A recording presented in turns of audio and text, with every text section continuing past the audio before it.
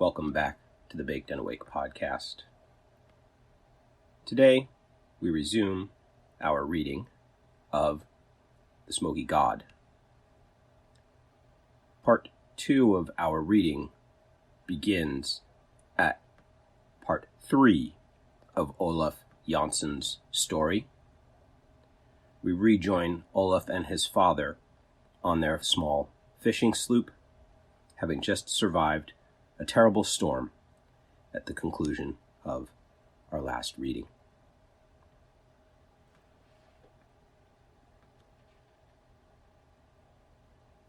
Part 3. Beyond the North Wind. I tried to forget my thirst by busying myself with bringing up some food in an empty vessel from the hold. Reaching over the side rail, I filled the vessel with water for the purpose of laving my hands and face. To my astonishment, when the water came in contact with my lips, I could taste no salt. I was startled by the discovery. "Father," I fairly gasped. The water! It is fresh!" "What, Olaf?" exclaimed my father, glancing hastily around. "Surely you are mistaken. There is no land. You are going mad." "But taste it," I cried. And thus, we made the discovery that the water was indeed fresh. Absolutely so. Without the least briny taste or even the suspicion of a salty flavor. We forthwith filled our 2 remaining water casks, and my father declared it was a heavenly dispensation of mercy from the gods Odin and Thor. We were almost beside ourselves with joy, but hunger bade us end our enforced fast. Now that we had found fresh water in the open sea, what might we not expect in this strange latitude where ship had never before sailed and the splash of an oar had never been heard?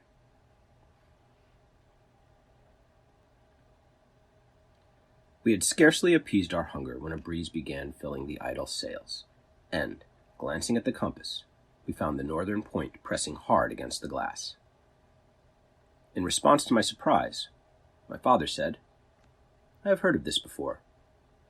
It is what they call the dipping of the needle."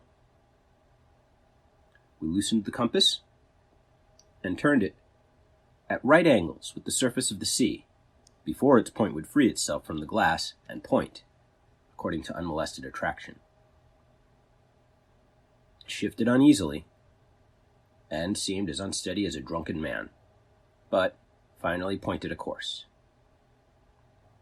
Before this, we thought the wind was carrying us north by northwest, but, with the needle free, we discovered, if it could be relied upon, that we were sailing slightly north by northeast. Our course, however, was ever tending northward.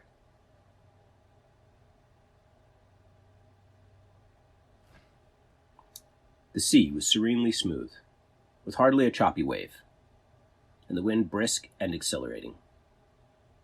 The sun's rays, while striking us aslant, furnished tranquil warmth.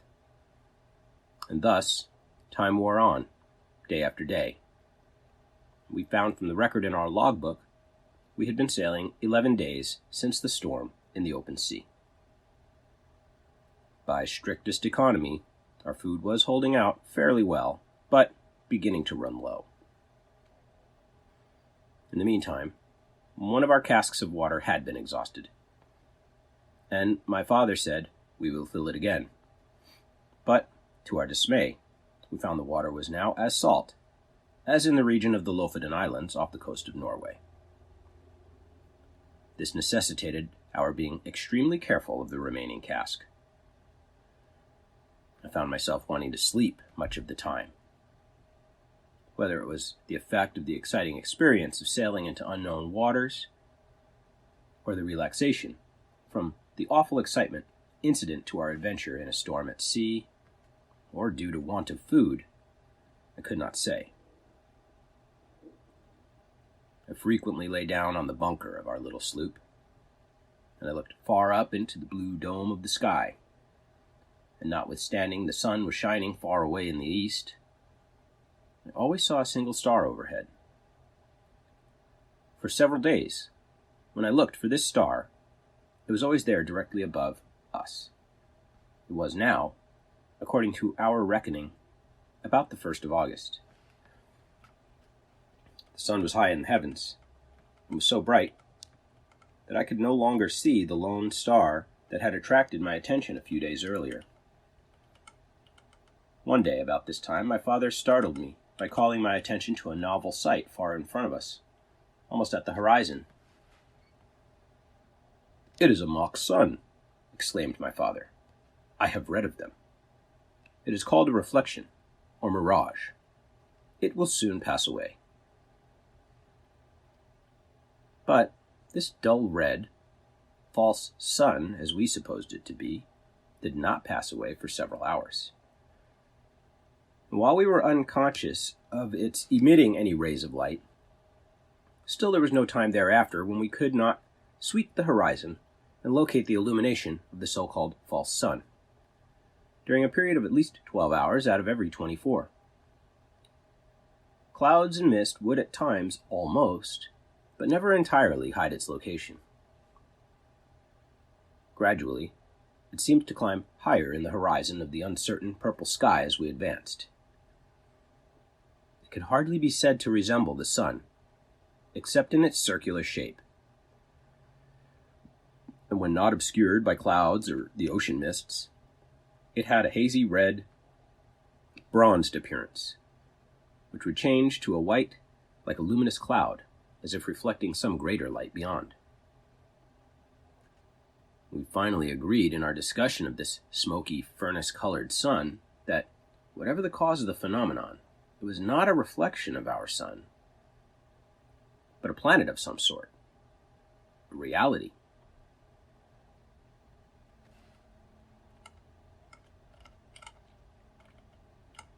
One day, soon after this, I felt exceedingly drowsy and fell into a sound sleep. It seemed that I was almost immediately aroused by my father's vigorous shaking of me by the shoulder and saying, "Olaf, waken! There is land in sight." I sprang to my feet, and oh, joy unspeakable! There, far in the distance, yet directly in our path, were lands jutting boldly into the sea. The shoreline stretched far away to the right of us, as far as the eye could see, and all along the sandy beach were waves breaking into choppy foam, receding, then going forward again, ever chanting in the monotonous thunder tones the song of the deep. The banks were covered with trees and vegetation. I cannot express my feeling of exultation at this discovery. My father stood motionless, with his hand on the tiller, looking straight ahead, pouring out his heart in thankful prayer and thanksgiving to the gods Odin and Thor. In the meantime, a net, which we found in the stowage, had been cast, and we caught a few fish that materially added to our dwindling stock of provisions. The compass, which we had fastened back in its place in fear of another storm, was still pointing due north and moving on its pivot, just as it had in Stockholm. The dipping of the needle had ceased. What could this mean? Then, too, our many days of sailing had certainly carried us far past the North Pole, and yet the needle continued to point north. We were sorely perplexed, for surely our direction was now south.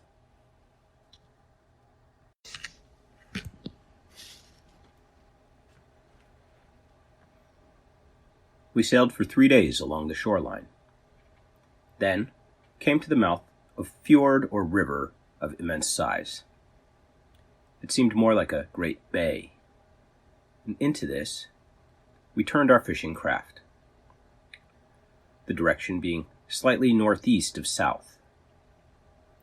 By the assistance of a fretful wind that came to our aid about 12 hours out of every 24, we continued to make our way inland into what afterward proved to be a mighty river, and which we learned was called by the inhabitants Hiddekel.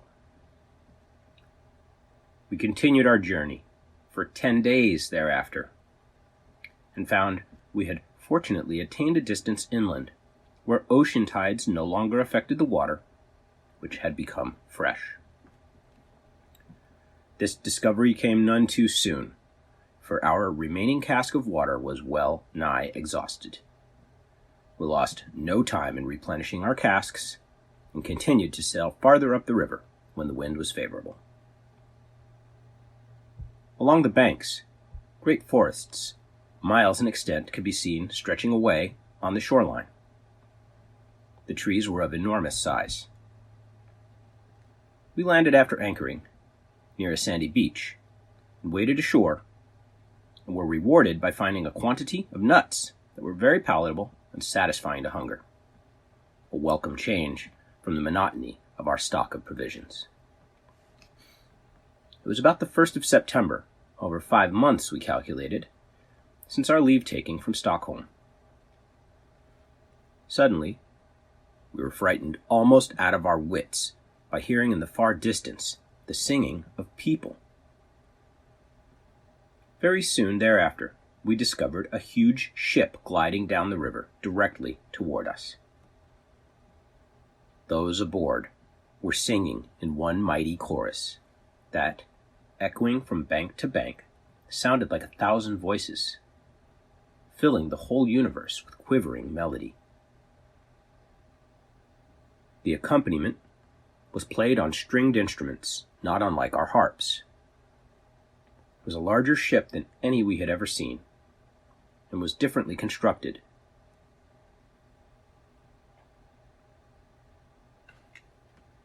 At this particular time our sloop was becalmed, and not far from the shore. The bank of the river, covered with mammoth trees, rose up several hundred feet in beautiful fashion. We seemed to be on the edge of some primeval forest that doubtless stretched far inland. The immense craft paused, and almost immediately a boat was lowered, and 6 men of gigantic stature rowed to our little fishing sloop. They spoke to us in a strange language. We knew from their manner, however, that they were not unfriendly. They talked a great deal among themselves, and one of them laughed immoderately, as though in finding us a queer discovery had been made. One of them spied our compass, and it seemed to interest them more than any other part of our sloop. Finally, the leader motioned as if to ask whether we were willing to leave our craft to go on board their ship. "What say you, my son?" asked my father. "They cannot do any more than kill us." "They seem to be kindly disposed," I replied. "Although what terrible giants. They must be the select 6 of the kingdom's crack regiment. Just look at their great size." We may as well go willingly as be taken by force," said my father, smiling, "for they are certainly able to capture us." Thereupon he made known, by signs, that we were ready to accompany them. Within a few minutes, we were on board the ship, and half an hour later our little fishing craft had been lifted bodily out of the water by a strange sort of hook and tackle, and set on board as a curiosity. There were several hundred people on board this, to us, mammoth ship, which we discovered was called the Naz, meaning, as we afterward learned, pleasure, or to give a more proper interpretation, pleasure excursion ship. If my father and I were curiously observed by the ship's occupants, this strange race of giants offered us an equal amount of wonderment. There was not a single man aboard who would not have measured fully 12 feet in height, They all wore full beards, not particularly long, but seemingly short-cropped. They had mild and beautiful faces, exceedingly fair, with ruddy complexions. The hair and beard of some were black, others sandy, and still others yellow. The captain, as we designated the dignitary in command of the great vessel, was fully a head taller than any of his companions. The women averaged from 10 to 11 feet in height. Their features were especially regular and refined, while their complexion was of a most delicate tint, heightened by a healthful glow. Both men and women seemed to possess that particular case of manner which we deem a sign of good breeding, and, notwithstanding their huge statures, there was nothing about them suggesting awkwardness.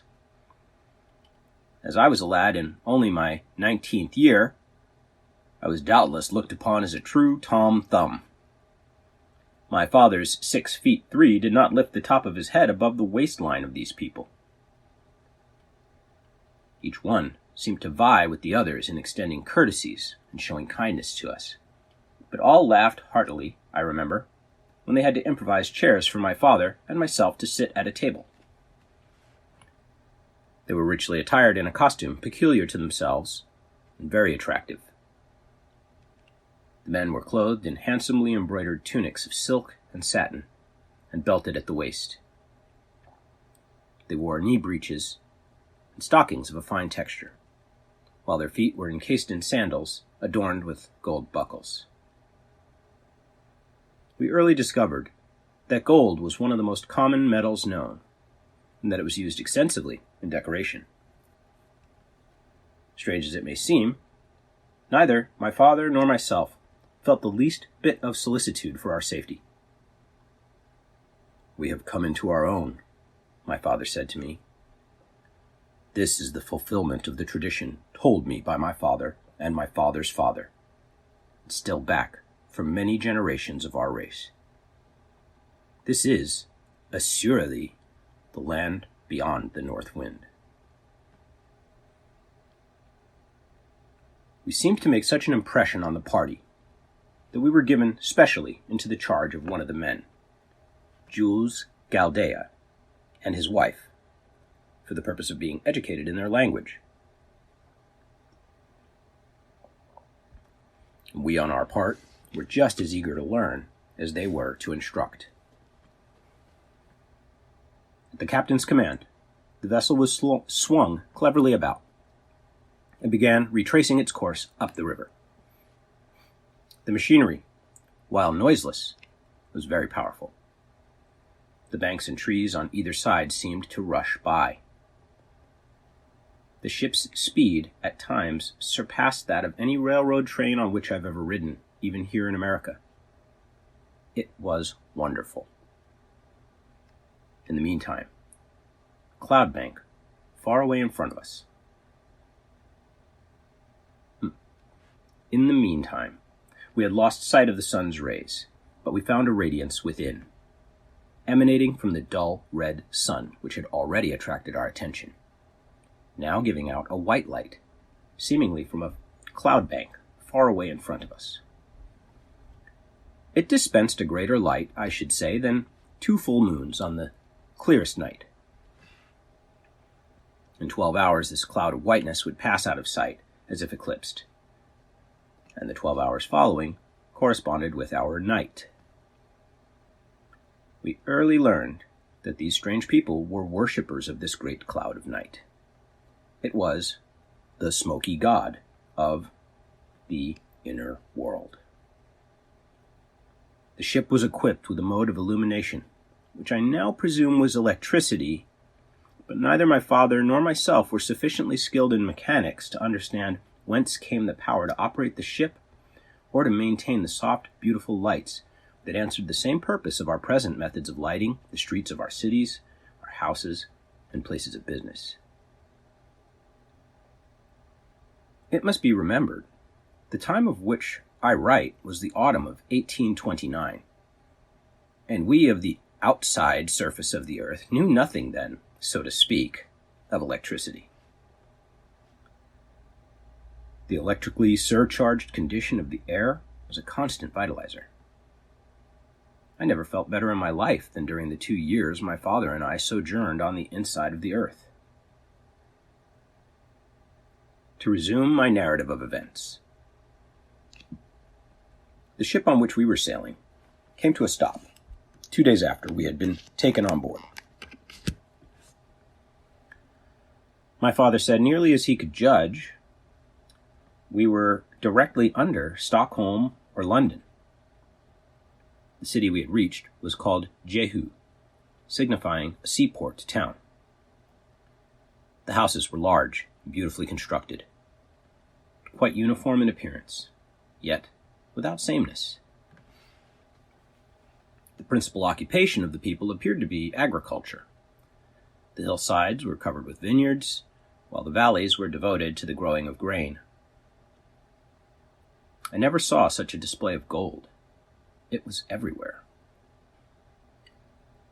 The door casings were inlaid, and the tables were veneered with sheetings of gold. Domes of the public buildings were of gold. It was used most generously in the finishings of the great temples of music. Vegetation grew in lavish exuberance, and fruit of all kinds possessed the most delicate flavor. Clusters of grapes, 4 and 5 feet in length, each grape as large as an orange, and apples, larger than a man's head, typified the wonderful growth of all things on the inside of the earth. The great redwood trees of California would be considered mere underbrush compared with the giant forest trees extending for miles and miles in all directions. In many directions, along the foothills of those mountains, vast herds of cattle were seen during the day of our travel on the river. We heard much of a city called Eden, but were kept at Jehu for an entire year. By the end of that time, we had learned to speak fairly well the language of this strange race of people. Our instructors, Jules Galdea and his wife, exhibited that was truly commendable.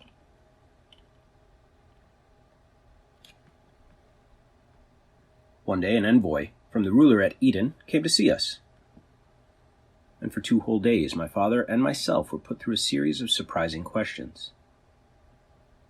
They wished to know from whence we came, what sort of people dwelt without, what god we worshipped, our religious beliefs, the mode of living in our strange land, and 1,000 other things.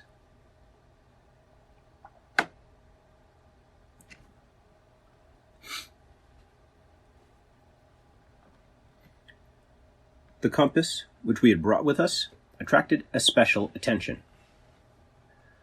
My father and I commented between ourselves on the fact that the compass was still pointed north, although we now knew that we had sailed over the curve or edge of the Earth's aperture, and were far along southward on the inside surface of the Earth's crust, which, according to my father's estimate and my own, is about 300 miles in thickness from the inside to the outside surface. Relatively speaking, it is no thicker than an eggshell, so that there is almost as much surface on the inside as on the outside of the Earth.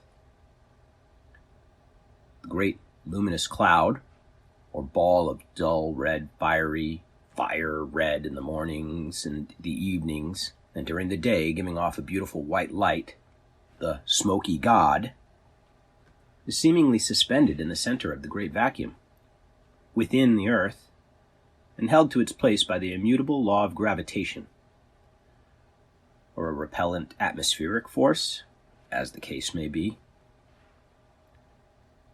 I refer to the known power that draws or repels with equal force in all directions. The base of this electrical cloud, or central luminary, the seat of the gods, is dark and non-transparent, save for innumerable small openings, seemingly in the bottom of the great support or altar of the deity, upon which the Smoky God rests. And the lights shining through these many openings twinkle at night in all their splendor, and seem to be stars, as natural as the stars we saw shining when in our home at Stockholm, excepting that they appear larger. The Smokey God, therefore, with each daily revolution of the earth, appears to come up in the east and go down in the west, the same as does our sun on the external surface. In reality, the people within believe that the Smokey God is the throne of their Jehovah and is stationary. The effect of night and day is therefore produced by Earth's daily rotation. We've since discovered that the language of the people of the inner world is much like Sanskrit. After we had given an account of ourselves to the emissaries from the central seat of government of the inner continent, and my father had, in his crude way, drawn maps at their request of the outside surface of the earth, showing the divisions of land and water, and giving the name of each of the continents, large islands, and the oceans, we were taken overland to the city of Eden, in a conveyance different from anything we have in Europe or America. This vehicle was doubtless some electrical contrivance. It was noiseless, and ran on a single iron rail in perfect balance. The trip was made at a very high rate of speed. We were carried up hills and down dales, across valleys, and again along the sides of steep mountains, without any apparent attempt having been made to level the earth as we do for railroad tracks. The car seats were huge, yet comfortable affairs, and very high above the floor of the car. On the top of each car were high-geared flywheels lying on their sides, which were so automatically adjusted that, as the speed of the car increased, the speed of these flywheels geometrically increased. Jules Galdea explained to us that these revolving, fan-like wheels on top of the cars destroyed atmospheric pressure, or what is generally understood by the term gravitation.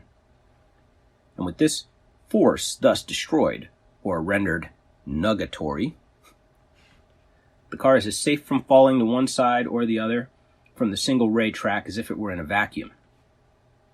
The flywheels, in their rapid revolutions, destroying effectually the so-called power of gravitation, or the force of atmospheric pressure, or whatever potent influence it may be that causes all unsupported things to fall downward to the Earth's surface, or to the nearest point of resistance. The surprise of my father and myself was indescribable when, amid the regal magnificence of a spacious hall, we were finally brought before the great high priest, ruler over all the land. He was richly robed, and much taller than those about him, and could not have been less than 14 or 15 feet in height. The immense room in which we were received seemed finished in solid slabs of gold, thickly studded with jewels of amazing brilliancy. The city of Eden is located in what seems to be a beautiful valley. Yet, in fact, it is on the loftiest mountain plateau of the inner continent, several thousand feet higher than any portion of the surrounding country. It is the most beautiful place I have ever beheld in all my travels. In this elevated garden, all manner of fruits, vines, shrubs, trees, and flowers grow in riotous profusion. In this garden, 4 rivers have their source in a mighty artesian fountain. They divide and flow in 4 directions. This place is called by inhabitants the navel of the earth, or the beginning, the cradle of the human race. The names of the rivers are the Euphrates, the Pison, the Gihon, and the Hiddekel. The unexpected awaited us in this place of beauty. In the finding of our little fishing craft, it had been brought before the high priest, in perfect shape, just as it had been taken from the waters that day when it was loaded on board the ship by the people who discovered us on the river more than a year before. We were given an audience of over 2 hours with this great dignitary, who seemed kindly disposed and considerate. He showed himself eagerly interested, asking us numerous questions, and invariably regarding things about which his emissaries had failed to inquire. At the conclusion of the interview, he inquired our pleasure, asking us whether we wished to remain in his country, or if we preferred to return to the outer world, providing it were possible to make a successful return trip across the frozen belt barriers that encircle both the northern and southern openings of the earth. My father replied, "It would please me and my son to visit your country and see your people, your colleges and palaces of music and art, your great fields, your wonderful forests of timber. And after we have had this pleasurable privilege, we should like to try to return to our home on the outside surface of the earth. This son is my only child, and my good wife will be weary awaiting our return." "I fear you can never return," replied the chief high priest, "because the way is a most hazardous one. However, you shall visit the different countries with Jules Galdea as your escort, and be accorded every courtesy and kindness. Whenever you are ready to attempt a return voyage, I assure you that your boat, which is here on exhibition, shall be put in the waters of the river Hiddekel at its mouth, and we will bid you Jehovah speed." Thus terminated our only interview with the high priest ruler of the continent.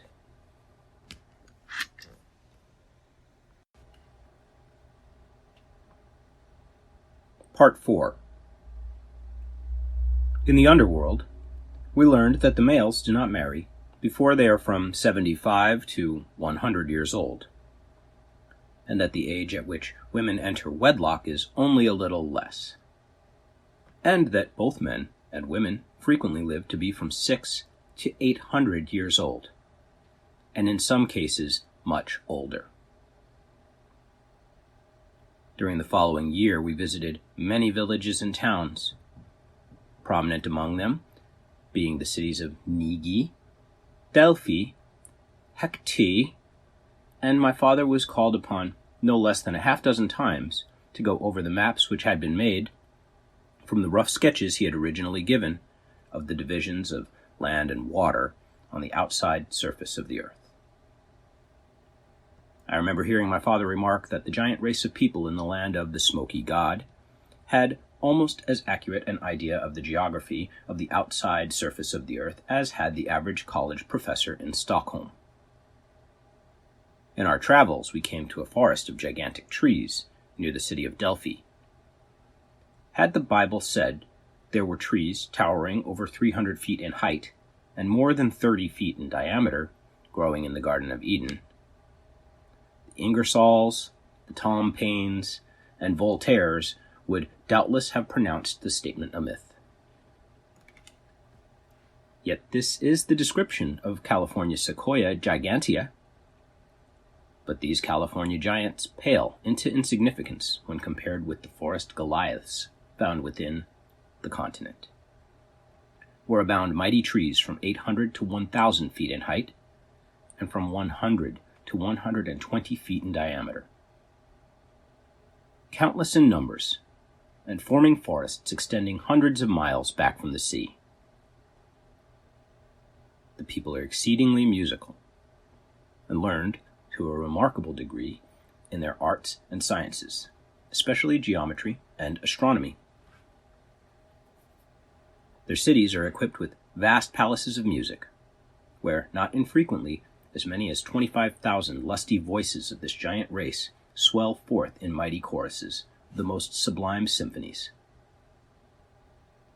The children are not supposed to attend institutions of learning before they are 20 years old. Then their school life begins and continues for 30 years, 10 of which are uniformly devoted by both sexes to study of music. Their principal vocations are architecture, agriculture, horticulture, the raising of vast herds of cattle, and the building of conveyances peculiar to that country for travel on land and water. By some device which I cannot explain, they hold communion with one another, between the most distant parts of their country, on air currents. All buildings are erected with special regard to strength, durability, beauty, and symmetry, and with a style of architecture vastly more attractive to the eye than any I have ever observed elsewhere. About 3/4 of the inner surface of the earth is land, and about 1/4 water. There are numerous rivers of tremendous size, some flowing in a northerly direction, and others southerly. Some of these rivers are 30 miles in width, and it is out of these vast waterways, at the extreme northern and southern parts of the inside surface of the earth, in regions where low temperatures are experienced, that freshwater icebergs are formed. They are then pushed out to sea like huge tongues of ice by the abnormal freshets of turbulent waters that, twice every year, sweep everything before them. We saw innumerable specimens of bird life no larger than those encountered in the forests of Europe or America. It is well known that during the last few years, whole species of birds have quit the earth. A writer, in a recent article on this subject, says, "Almost every year sees the final extinction of one or more bird species. Out of 14 varieties of birds found a century since on a single island, the West Indian island of St. Thomas, 8 have now to be numbered among the missing. Is it not possible that these disappearing bird species quit their habitation without, and found an asylum in the within world? Whether inland among the mountains, or along the seashore, we found bird life prolific. When they spread their great wings, some of the birds appeared to measure 30 feet from tip to tip. They are of great variety and many colors. We were permitted to climb on the edge of a rock and examine a nest of eggs. There were 5 in the nest, each of which was at least 2 feet in length and 15 inches in diameter. After we had been in the city of Hecate for about a week, Professor Galdea took us to an inlet, where we saw thousands of tortoises along the sandy shore. I hesitate to state the size of these great creatures. They were from 25 to 30 feet in width and fully 7 feet in height. When one of them projected its head, it had the appearance of some hideous sea monster. The strange conditions within are favorable not only for vast meadows of luxuriant grasses, forests of giant trees, and all manner of vegetation life, but wonderful animal life as well. One day, we saw a great herd of elephants. There must have been 500 of these thunder-throated monsters, with their restlessly waving trunks. They were tearing huge boughs from the trees, and trampling smaller growth into dust like so much hazel brush. They would average over 100 feet in length and 75 to 85 in height. It seemed, as I gazed upon this wonderful herd of giant elephants, that I was again living in the public library at Stockholm, where I had spent much time studying the wonders of the Miocene age. I was filled with mute astonishment, and my father was speechless with awe. He held my arm with a protecting grip, as if fearful harm would overtake us. We were 2 atoms in this great forest, fortunately unobserved by this vast herd of elephants as they drifted on and away, following a leader as does a herd of sheep. They browsed from growing herbage, which they encountered as they traveled, and now and again shook the firmament with their deep bellowing. There's a hazy mist that goes up from the land each evening, and it invariably rains once every 24 hours. This great moisture and invigorating electrical light and warmth account perhaps for the luxurious vegetation, while the highly charged electrical air and the evenness of climatic conditions may have much to do with giant growth and longevity of all animal life. In places, the level valleys stretched away for many miles in every direction. The Smokey God, in its clear white light, looked calmly down. There was an intoxication in the electrically supercharged air that fanned the cheek as softly as a vanishing whisper. Nature chanted a lullaby in the faint murmur of winds whose breath was sweet with the fragrance of bud and blossom. After having spent considerably more than a year in visiting several of the many cities of the within world, and a great deal of the intervening country, and more than 2 years had passed since the time we'd picked up by the great excursion ship on the river, we decided to cast our fortunes once more upon the sea, and to endeavor to regain the outside surface of the earth. We made known our wishes, and they were reluctantly but promptly followed. Our hosts gave my father, at his request, various maps showing the entire inside surface of the earth, its cities, oceans, seas, rivers, gulfs, and bays. They also generously offered to give us all the bags of gold nuggets, some of them as large as goose's eggs, that we were willing to attempt to take with us in our little fishing boat. In due time, we returned to Jehu, at which place we spent 1 month in fixing up and overhauling our little fishing sloop. After all was in readiness, the same ship, Naz, that originally discovered us, took us on board and sailed back to the mouth of the river Hiddekel. After our giant brothers had launched our little craft for us, they were most cordially regretful at parting, and evinced much solicitude for our safety. My father swore by the gods Odin and Thor that he would surely return again within a year or two and pay them another visit, and thus we bade them adieu. We made ready and hoisted our sail, but there was little breeze. We were becalmed within an hour after our giant friends left us and started on their return trip. The winds were constantly blowing south. That is, they were blowing from northern opening of the earth toward that which we knew to be south, but which, according to our compass's pointing finger, was directly north. For 3 days we tried to sail and to beat against the wind, but to no avail. Whereupon my father said, "My son, to return by the same route is impossible at this time of year. I wonder why we did not think of this before. We have been here almost 2.5 years. Therefore, this is the season when the sun is beginning to shine in at the southern opening of the earth. The long, cold night is on in the Spitzbergen country." "What shall we do?" I inquired. "There's only one thing we can do," my father replied, "and that is to go south."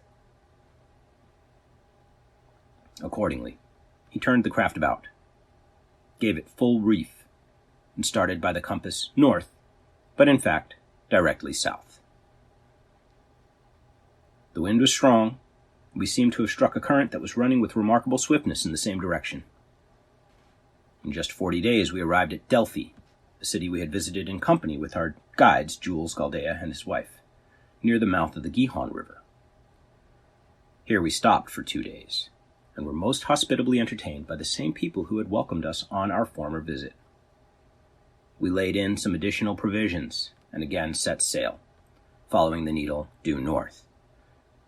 On our outward trip, we came through a narrow channel which appeared to be a separating body of water between 2 considerable bodies of land. There was a beautiful beach to our right, and we decided to reconnoiter. Casting anchor, we waded ashore to rest up for a day before continuing the outward hazardous undertaking. We built a fire and threw on some sticks of dry driftwood. While my father was walking along the shore, I prepared a tempting repast from supplies we had provided. There was a mild, luminous light which my father said resulted from the sun shining in from the south aperture of the earth. That night we slept soundly, and awakened the next morning as refreshed as if we had been in our own beds at Stockholm. After breakfast, we started out on an inland tour of discovery, but had not gone far when we sighted some birds which we recognized at once as belonging to the penguin family.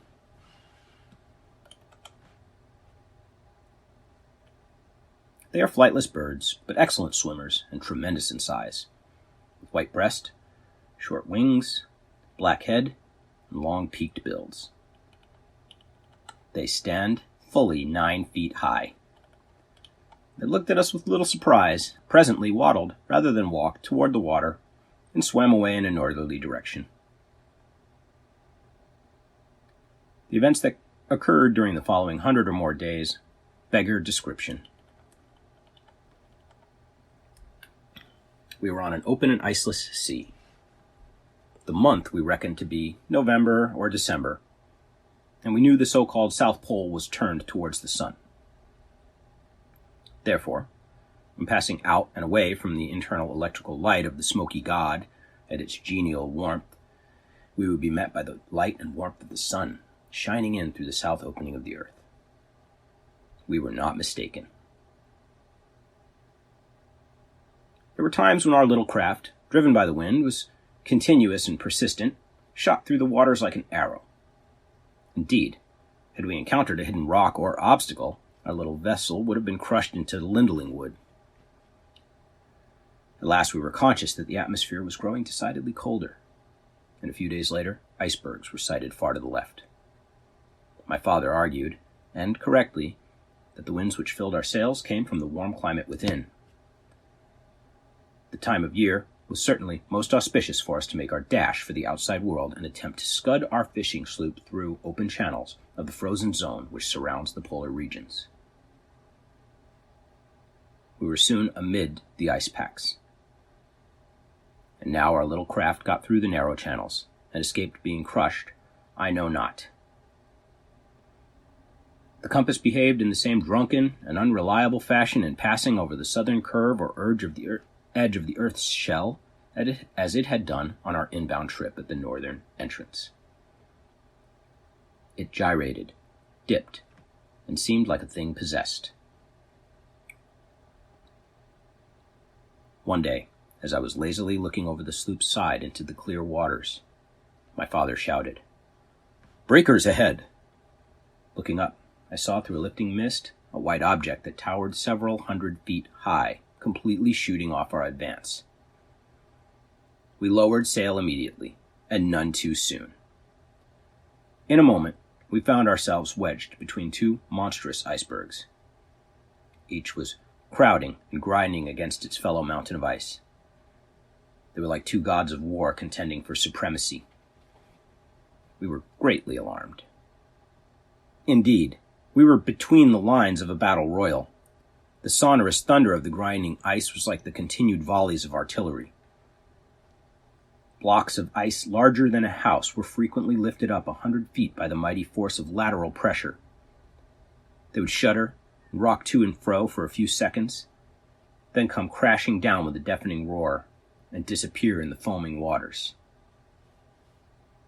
Thus, for more than 2 hours, the contest of icy giants continued. It seemed as if the end had come. The ice pressure was terrific, and while we were not caught in the dangerous part of the jam and were safe for the time being, yet the heaving and rending of tons of ice as it fell splashing here and there into the watery depths filled us with shaking fear. Finally, to our great joy, the grinding of the ice ceased, and within a few hours the great mass slowly divided, as if an act of providence had been performed. Right before us lay an open channel. Should we venture with our little craft into this opening? If the pressure came on again, our little sloop as well as ourselves would be crushed into nothingness. We decided to take the chance, and accordingly hoisted our sail to a favoring breeze, and soon started out like a racehorse, running the gauntlet of this unknown, narrow channel of open water.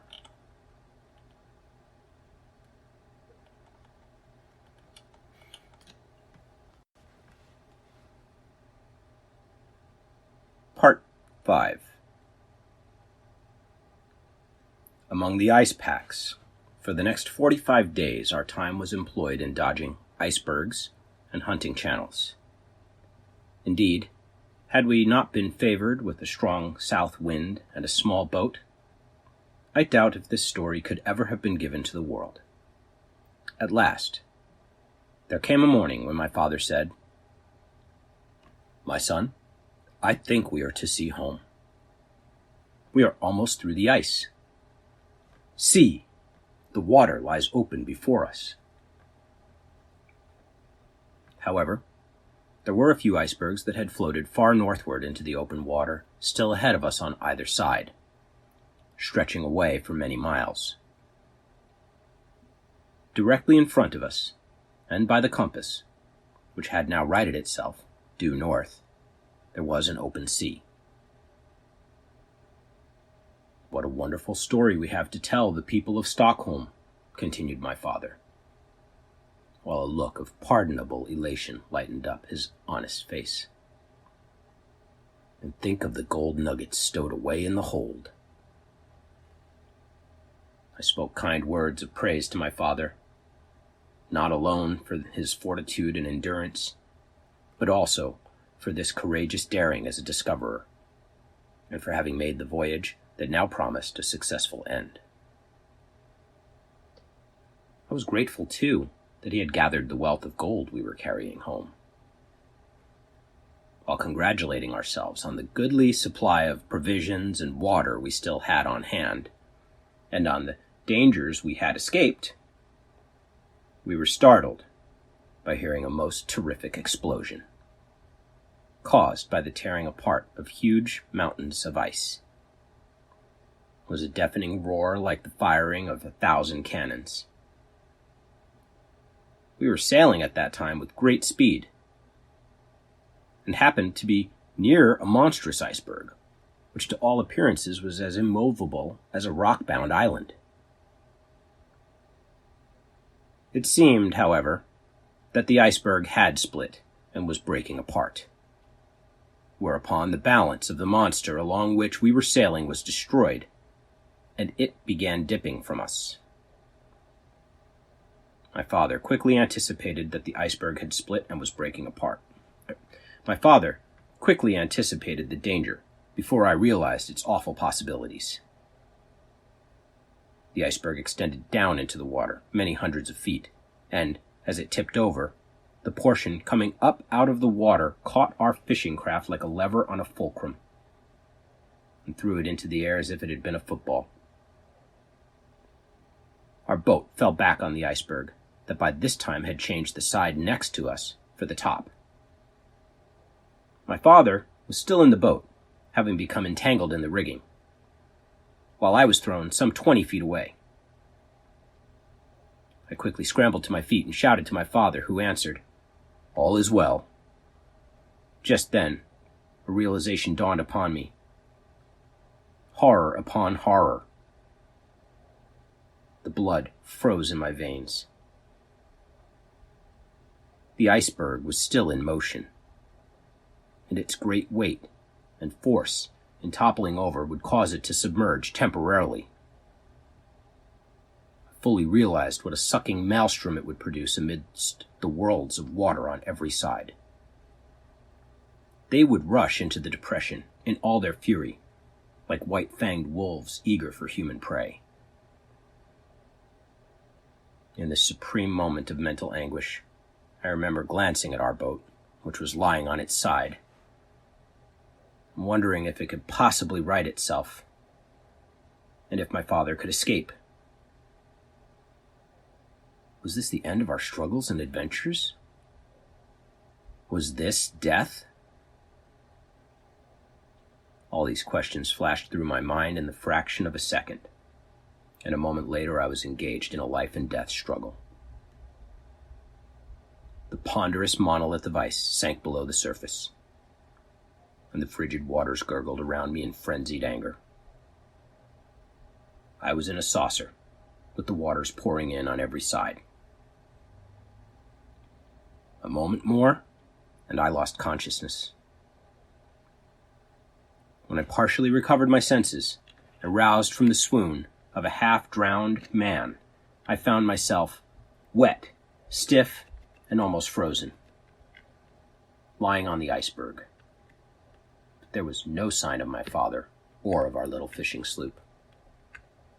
The monster berg had recovered itself, and with its awfulness, and with its new balance, lifted its head perhaps 50 feet above the waves.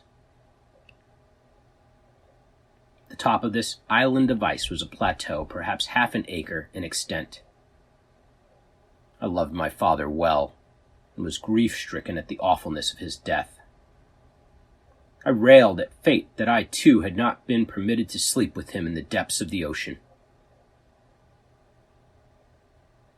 Finally, I climbed to my feet and looked about me.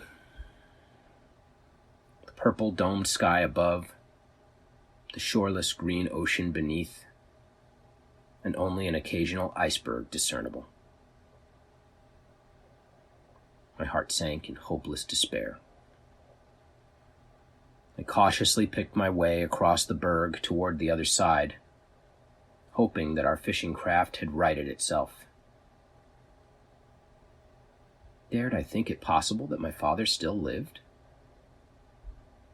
It was but a ray of hope that flamed up in my heart, but the anticipation warmed my blood in my veins and started it rushing like some rare stimulant through every fiber of my body. I crept close to the precipitous side of the iceberg and peered far down, hoping, still hoping.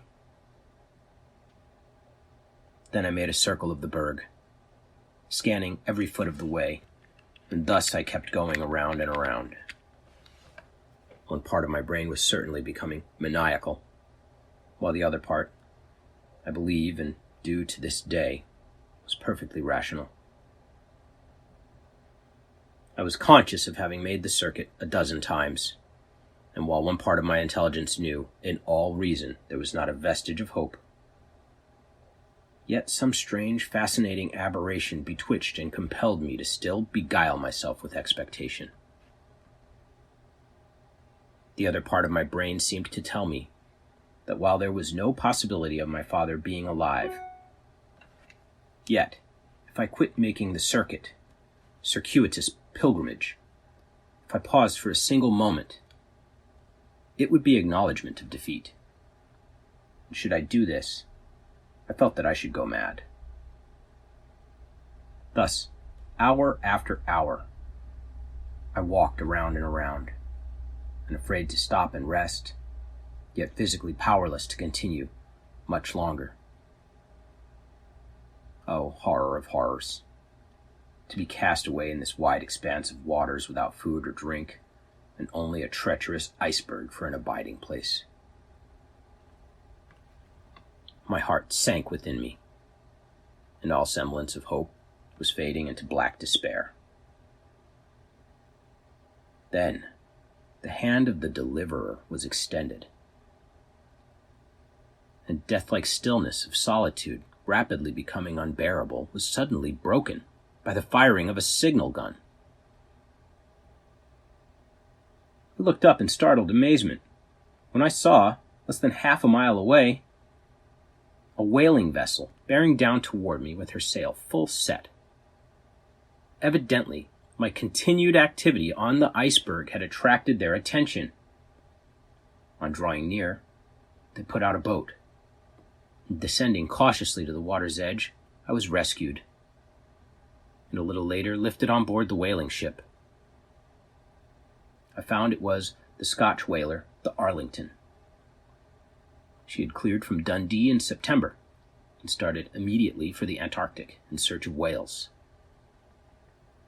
The captain, Angus Macpherson, seemed kindly disposed, but in matters of discipline, as I soon learned, possessed of an iron will. When I attempted to tell him that I had come from inside of the earth, the captain and mate looked at each other, shook their heads, and insisted on my being put in a bunk under strict surveillance of the ship's physician.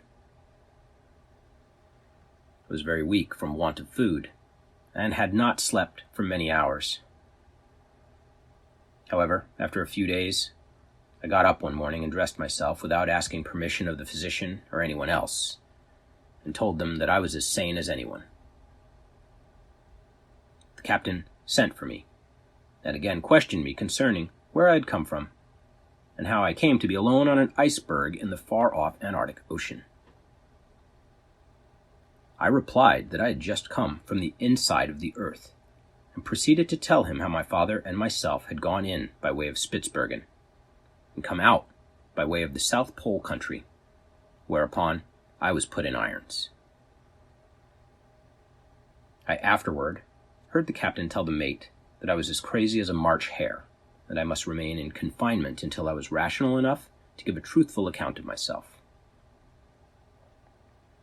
Finally, after much pleading and many promises, I was released from irons. I then and there decided to invent some story that would satisfy the captain, and again refer to my trip to the land of the Smokey God, at least until I was safe among friends. Within a fortnight, I was permitted to go about and take my place as one of the seamen. A little later, the captain asked me again for an explanation. I told him that my experience had been so horrible that I was fearful of my memory, and begged him to permit me to leave the question unanswered until some time in the future. "I think you are recovering considerably," he said. "But you are not sane yet by a good deal. "Permit me to do such work as you may assign," I replied, "and if it does not compensate you sufficiently, I will pay you immediately after I reach Stockholm, to the last penny." Thus the matter rested. On finally reaching Stockholm, as I've already related, I found that my good mother had gone to her reward more than a year before. I've also told now, later, the treachery of a relative landed me in a madhouse, where I remained for 28 years. Seemingly unending years. And still later, after my release, how I returned to the life of a fisherman, following it sedulously for 27 years. Then how I came to America, and finally to Los Angeles, California. But all this can be of little interest to the reader.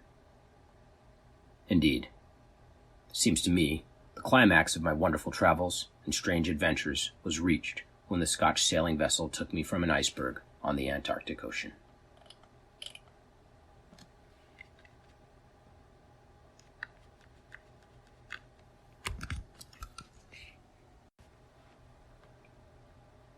Part 6. Conclusion. In concluding this history of my adventures, I wish to state that I firmly believe science is yet in its infancy concerning the cosmology of the Earth. There is so much that is unaccounted for by the world's accepted knowledge of today, and will ever remain so until the land of the Smokey God is known and recognized by our geographers. It is the land from whence came the great logs of cedar that have been found by explorers in open waters, far over the northern edge of the Earth's crust, and also the bodies of mammoths whose bones are found in vast beds on the Siberian coast. Northern explorers have done much. Sir John Franklin, de Haven Grinnell,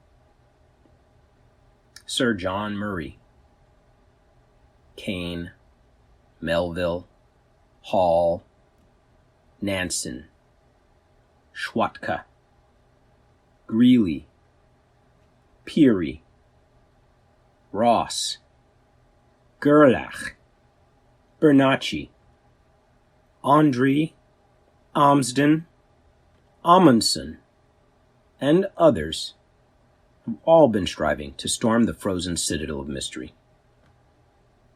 I firmly believe that Andre and two brave companions, Strindberg and Franknell, who sailed away in the balloon Orion from the northwest coast of Spitzbergen on that Sunday afternoon of July 11th, 1897, are now within world, and doubtless are being entertained as my father and myself were entertained by the kind-hearted giant race inhabiting the inner Atlantic continent. Having, in my humble way, devoted years to these problems.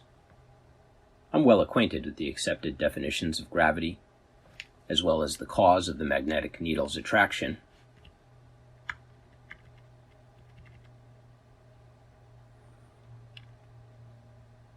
And I am prepared to say that it is my firm belief that the magnetic needle is influenced solely by electric currents, which completely envelop the Earth like a garment, and that these electric currents, in an endless circuit, pass out of the southern ends of the Earth's cylindrical opening, diffusing and spreading themselves over all the outside surface, and rushing madly on in their course toward the North Pole. And while these currents seemingly dash off into space at the Earth's curve or edge, yet they drop again to the inside surface and continue their way southward along the inside of the Earth's crust toward the opening of the so-called South Pole. As to gravity, no one knows what it is, because it has not been determined whether it is atmospheric pressure that causes the apple to fall, or whether, 150 miles below the surface of the Earth, supposedly one halfway through the Earth's crust, there exists some powerful lodestone attraction that draws it. Therefore, whether the apple, when it leaves the limb of the tree, is drawn or impelled downward to the nearest point of resistance is unknown to the students of physics. Sir James Ross claimed to have discovered the magnetic pole at about 74 degrees latitude. This is wrong. The magnetic pole is exactly one half the distance through the Earth's crust. Thus, if the Earth's crust is 300 miles in thickness, which is the distance I estimate it to be, then the magnetic pole is undoubtedly 150 miles below the surface of the Earth. It matters not where the test is made.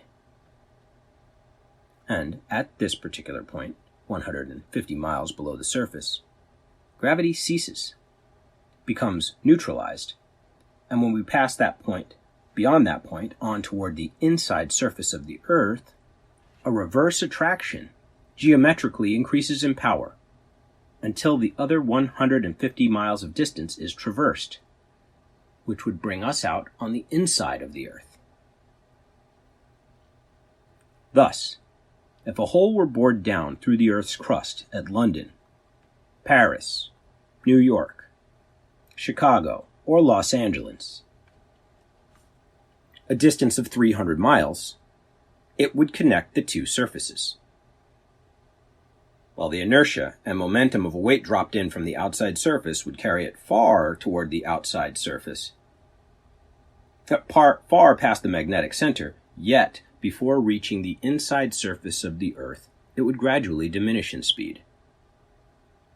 After passing the halfway point, finally pausing and immediately fall back toward the outside surface, and continue thus to oscillate, like the swinging of a pendulum, with the power removed, until it would finally rest at the magnetic center, or at that particular point, exactly one half the distance between the outside surface and the inside surface of the Earth. The gyration of the Earth in its daily act of whirling around in its spiral rotation, at the rate greater than 1,000 miles every hour, or about 17 miles per second, makes of it a vast electro-generating body, a huge machine, a mighty prototype of the puny man-made dynamo, which at best is but a feeble imitation of nature's original. The valleys of this inner Atlantis continent, bordering the upper waters of the farthest north, are in season covered with the most magnificent and luxuriant flowers. Not hundreds and thousands, but millions of acres, from which the pollen or blossoms are carried far away in almost every direction by the Earth's spiral gyrations and the agitation of the wind resulting therefrom. And it is these blossoms or pollen from the vast floral meadows within that produce the colored snows of the Arctic regions that have so mystified the northern explorers. Beyond question, this new land within is the home, the cradle of the human race, and viewed from the standpoint of the discoveries made by us, must of necessity have a most important bearing on all physical, paleontological, archaeological, philological, and mythological theories of antiquity. The same idea of going back to the land of mystery, to the very beginning, to the origin of man, is found in Egyptian traditions of the earlier terrestrial regions of the gods, heroes, and men. From the historical fragments of Mantheo, fully verified by the historical records taken from the more recent excavations of Pompeii, as well as traditions of the North American Indians. It is now 1 hour past midnight. The new year of 1908 is here, and this is the third day thereof. And having at last finished the record of my strange travels and adventures I wish given to the world, I am ready, and even longing, for the peaceful rest which I am sure will follow life's trials and vicissitudes.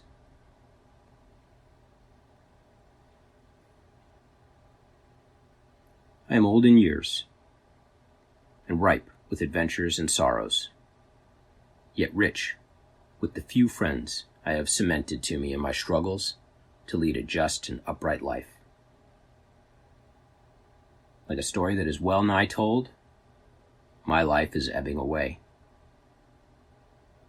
The presentiment is strong within me that I shall not live to see the rising of another sun. Thus do I conclude my message. Olaf Jansson.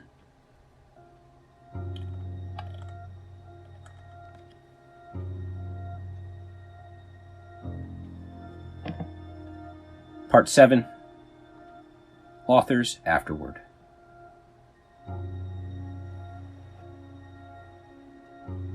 I found much difficulty in deciphering and editing the manuscripts of Olaf Jansson. However, I've taken the liberty of reconstructing only a very few expressions. And in doing this, I have in no way changed the spirit or meaning. Otherwise, the original text has neither been added to nor taken from. It is impossible for me to express my opinion as to the value or reliability of the wonderful statements made by Olaf Jansson. The description here given of the strange lands and people visited by him, location of cities, the names and directions of rivers, and other information herein combined, conform in every way to the rough drawings given into my custody by this ancient Norseman. Which drawings, together with the manuscript, it is my intention at some later date to give to the Smithsonian Institution, to preserve for the benefit of those interested in the mysteries of the farthest north, the frozen circle of silence. It is certain that there are many things in Vedic literature, in Josephus, the Odyssey, the Iliad, Terrien de la Coupery's Early History of Chinese Civilization, Flammarion's Astronomical Myths, Lenormand's Beginnings of the History, Hesiod's Theogony, Sir John de Mondeville's writings, and Sayce's records of the past that, to say the least, are strangely in harmony with the seemingly incredible text found in the yellow manuscript of the Old Norseman, Olaf Jansson, and now, for the first time, given to the world.